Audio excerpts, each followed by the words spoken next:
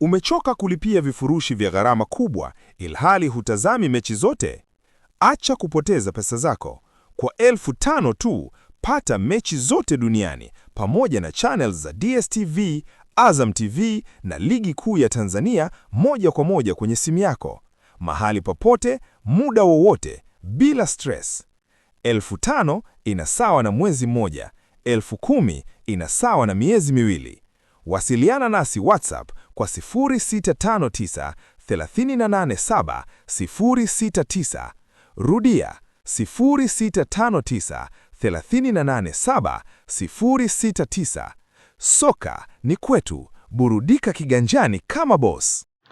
Bwana Stefan Aziz Ki amezungumza kuhusiana na usajili wa Alan Okello kujiunga na klabu ya soka ya Young Africans. Kumbuka Aziz Ki ni mmoja kati ya wachezaji ambao ni machizi soka, unaweza kusema hivyo, na upenda mpira wa miguu, lakini pia anapenda maendeleo ya mpira wa miguu barani Afrika. So hiki ni kitu ambacho pia kinaweza kikawa na manufaa makubwa sana kwa klabu yetu au kwa nchi yetu kwa moja tuseme hivyo, kwa maana ya kupata wachezaji ambao wanakuwa na mapenzi mema na nchi na vilabu vyetu vya hapa nchini Tanzania. Sasa Stefan Aziz ndiye ambaye alibariki Mohamed Dumbia kujiunga na klabu ya soka ya Young Africans, lakini ndio huyu ambaye leo anazungumza kuhusiana na Alan Starboy Okello, kijana mdogo ambaye alizaliwa kwa ajili ya kucheza mpira, mwenye kipaji kikubwa kutoka kule Uganda, ambaye kwa sasa ni mchezaji wa Vipers. So Aziz Ki ambaye ni mchezaji wa zamani wa ASEC Mimosas, mchezaji wa zamani wa Young Africans, mchezaji wa sasa wa Wydad Casablanca, anaifuatilia sana Yanga kwa uzuri zaidi. Hata walipokuwa Zanzibar akicheza na Azam,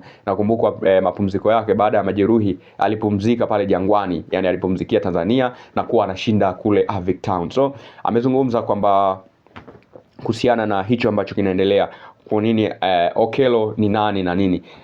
Stefan Aziz anasema yeye amefuatilia sana soka la Afrika na hasa ukanda wa Afrika Mashariki baada ya kujiunga na Young Africans, na kuangalia kuna baadhi ya wachezaji ambao wamekuwa na ubora mkubwa sana katika kikosi cha Young Africans, wamekuwa na nguvu kubwa sana ya kutenda kazi. So kwake yeye anaona kwamba ni manufaa makubwa sana kwa klabu ya Dar es Salaam Young Africans kama itaweza pia kuinasa saini ya Alan Starboy Okello, kwani ni mmoja kati ya wachezaji ambao wana utayari katika uwanja, lakini pia wanajua kupiga pasi za kwenda mbele. Ogopa mchezaji ambaye kila akipata mpira anaforce muende mbele, sio mrudi nyuma. Ni mchezaji ambaye kiufupi wanakuaga ni wachezaji hatari ambao mara nyingi ni akarabu sana kuwapata katika vilabu hasa vya Afrika Mashariki. So ukimpata mchezaji kama Alan Okello ambaye anaangalia mbele kuliko kuangalia nyuma, tayari huyu ameshaanzisha shambulizi kabla hata ya mechi kuanza, tayari ameshaonesha tayari timu iko active. Ndio maana ya kwamba kuna timu zingine kila kukutana nazo zenyewe huwa zinashambulia. Kwa nini? Kwa sababu kaliba ya wachezaji wao